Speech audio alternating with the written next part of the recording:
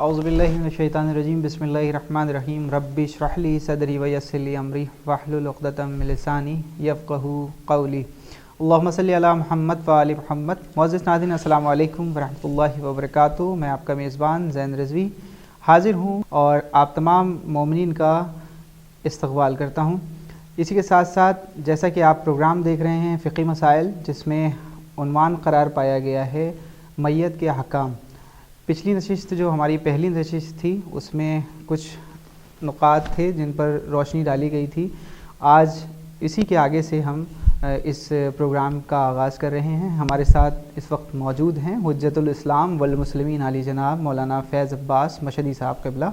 आइए आपका इस्तक़बाल करते हैं। आगा अस्सलामु अलैकुम व रहमतुल्लाहि व बरकातुहू। जैसा कि पिछले प्रोग्राम में हमने बात करी थी हालत एतज़ार में मैयत के अहकाम, जो घर वालों को जिसके लिए तवज्जो देना होती है और क्या उसमें मकरूहात हैं, क्या वाजिबात हैं, किस तरीक़े से उसमें मुस्तहबात हैं, इन सब की बात हुई थी, आपने बयान किया था।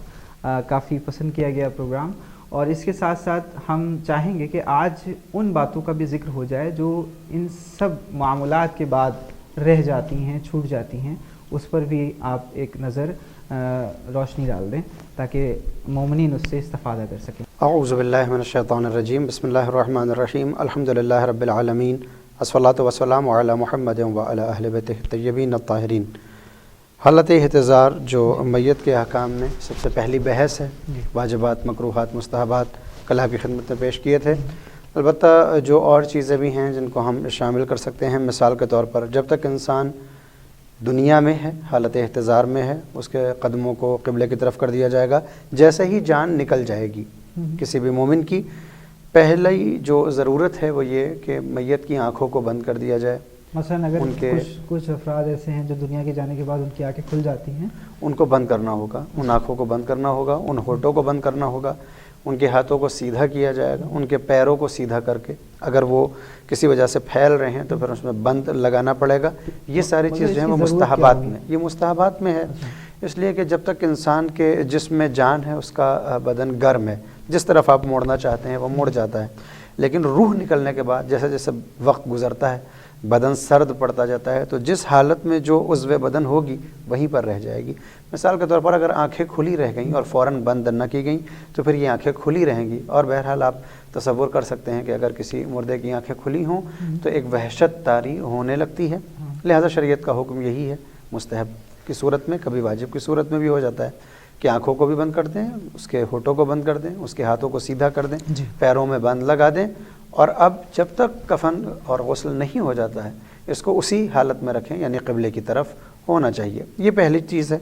दूसरी चीज़ माशरे के लिए जो बताई गई है आयतुल्लाह अल उज़्मा सिस्तानी दामद बरकातों की किताबों से और उनकी साइट से जो मिलता है वह आप मुलाहज़ा फरमा सकते हैं कि लोगों में ऐलान किया जाए कि फ़लाँ का इंतकाल हो गया है, ताकि वो तशय्यी जनाज़ा के लिए और मरासिम जनाज़ा के लिए हाज़िर हो जाएँ। मैयत के तमाम अहकाम वाजिब किफ़ाई हैं, यानी जिन जिन तक ख़बर पहुँचेगी कि कोई मोमिन इस दुनिया से चला गया, कि मुसलमान, तो हर मोमिन के ऊपर ये वाजिब होता है कि उसके फ़राइज़ को अंजाम दे, उनके अहकामात को बजा लाए। लेकिन अगर किसी एक ने भी अंजाम दे दिए तो फिर दूसरों से ये माफ़ हो जाते हैं। आप जानते हैं कि वाजिब की अपनी किस्में हैं, वाजिब ऐनी है, वाजिब किफ़ाई है, वाजिब तख़ीरी है, वाजिब नफ़सी है, वाजिब गैरी है।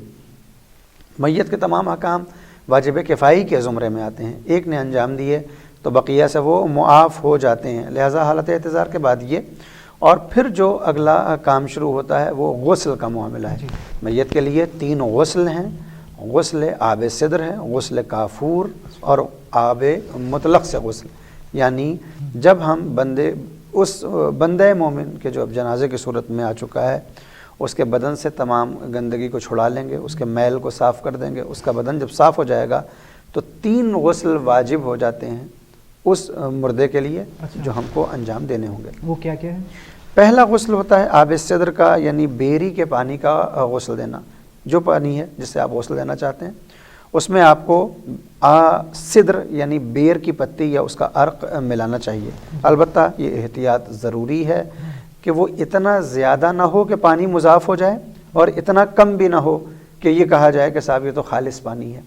इसकी मकदार का ख्याल रखना बेहद ज़रूरी है। जब ये پانی آمادہ ہو جائے گا صدر کا تو نیت کی جائے گی غسل دیتا ہوں میں آب صدر سے واجب قربتاً اللہ، اور جیسے خود غسل کرتا تھا پہلے سر و گردن، پھر داہنا حصہ اور پھر بایاں حصہ اس کا دھلوائے گا، پاک کرے گا اور غسل انجام پا جائے گا۔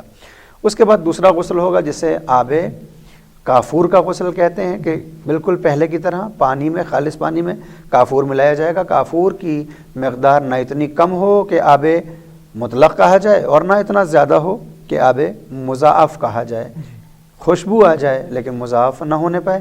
جیسے صدر سے ہم نے غسل دیا تھا ویسے ہی کافور سے غسل دینا ہوگا، اور جب یہ غسل کامل ہو جائے گا تو پھر بندہ مومن نیت کرے گا غسل دیتا ہوں میں غسل میت آب مطلق سے، یعنی پیور پانی سے، واجب قربتاً اللہ۔ ترتیبی کی نیت اس کے ذہن میں رہنا ضروری ہے اگر ترتیبی دے رہا ہے تو، اور سر و گردن کو دھلائیں گے، داہنا حصہ اور بایاں حصہ دھلا دیا جائے گا۔ غسل کامل ہو چکا ہے، اور اب جو دوسرا حکم ہے وہ کفن کا ہے، کہ کفن سے پہلے البتہ حنوت کی بھی ایک بحث آتی ہے۔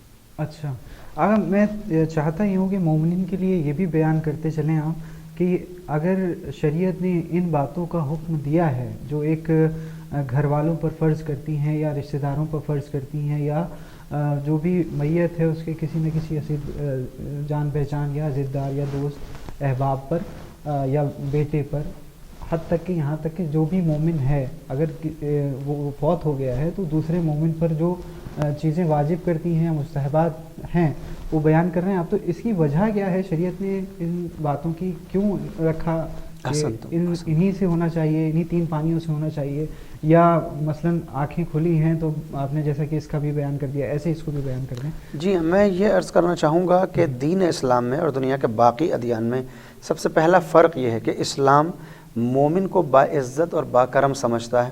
قرآن کریم میں آتا ہے کہ عزت اللہ کے لیے ہے، اس کے رسول کے لیے ہے اور مومن کے لیے ہے۔ تو یہ عزت صرف اس کی زندگی میں نہیں ہے، دین اور اسلام میں، شریعت میں مردے کے یعنی مومن کے دنیا سے جانے کے بعد کہ جب وہ جنازہ ہے تب بھی وہ محترم ہے، اور اس کا احترام بہرحال کرنا ہوگا، اور اس کے احترام میں ہے کہ اس کو غسل دیا جائے، اس کے احترام میں ہے کہ اسے صاف کپڑے یعنی کفن پہنایا جائے، اس کی آنکھوں کو بند کیا جائے، اس کا احترام کیا جائے، لہٰذا میت کی بے حرمتی بھی حرام ہوتی ہے۔ ایک سوال کہ کیوں ہم ان 3 پانی سے غسل دیتے ہیں، تو پہلا جواب تو یہ ہے کہ یہ تعبداً ہم کرتے ہیں، اللہ نے کہا ہے، اس کے رسول نے کہا ہے، مصلحت کیا ہے وہ بہتر جانتے ہیں۔ لیکن آج کا جو میڈیکل سائنس ہے وہ یہ بتاتا ہے کہ کافور سے غسل دینے کی وجہ یہ ہے، حنوت کی وجہ یہ ہے کہ یہ جرمی سائڈر ہوتا ہے غالباً، کہ اس کی وجہ سے جو حشرات ارض ہوتے ہیں، جو کیڑے مکوڑے ہوتے ہیں وہ دور رہتے ہیں۔ چونکہ نگاہ قدرت میں مومن محترم ہے، لہذا اللہ نہیں گوارا کرتا ہے کہ ایک مومن کی لاش جیسے ہی اس کی میت قبر میں جائے اور حشرات ارض اس کو اپنی خوراک بنا لیں، لہٰذا کچھ دن ایسے گزر جائیں کہ اس کا جنازہ باقی رہے۔ البتہ یہ بھی دیکھنے میں آیا ہے کہ جو اپنے ایمان میں اعلیٰ اور بالا ہوتے ہیں صدیاں گزر جاتی ہیں اور ان کے جنازے صحیح و سالم رہتے ہیں۔ تو یہ وجہ ہے شریعت نے جس طریقے سے جس چیز کا حکم دیا ہے وہ بے وجہ نہیں ہے، بے شک، یہ کہہ سکتے ہیں۔ اور اس کے ساتھ ساتھ ہمیں ضرور اپنے مراجع کرام کی طرف رجوع کرنا چاہیے، اور جو چیز نہیں معلوم ہے وہ ہم سوال کے ذریعے سے بھی آپ ناظرین کر سکتے ہیں، آپ کو یہاں سے بھی جواب مل جائے گا انشاءاللہ۔ اور اب آگا آپ سے اجازت چاہیں گے کیونکہ ہمارا مختصر سا یہ پروگرام ہوتا ہے جس میں ہم ناظرین کے لیے کچھ اہم باتوں کو لے کر حاضر ہوتے ہیں، جیسا کہ اس وقت ہم اگلی جو نشست میں حاضر ہوں گے وہ سوال ہم آپ سے ابھی کرے لے رہے ہیں کہ ہم بات کریں گے اس کے آگے کہ کیوں رکھا گیا ان سب چیزوں کو، وجوہات کیا کیا تھیں ان میں، یہ بیان کرنا ہوگا انشاءاللہ آپ کو، اور ناظرین اس کے منتظر رہیں گے انشاءاللہ۔ ہم آپ سے اجازت چاہیں گے، السلام علیکم ورحمۃ اللہ۔ تو ناظرین یہ تھے حجت الاسلام والمسلمین علی جناب مولانا فیض عباس مشہدی صاحب، جو کہ اس وقت ہم سے بات کر رہے تھے پروگرام فقہی مسائل میں جس کا عنوان میت کے احکام۔ اب اپنے میزبان زین رضوی کو دی اجازت، اس امید کے ساتھ پھر حاضر ہوں گا کل اسی سے کے آگے کی نشست لے کر۔ والسلام علیکم ورحمۃ اللہ وبرکاتہ۔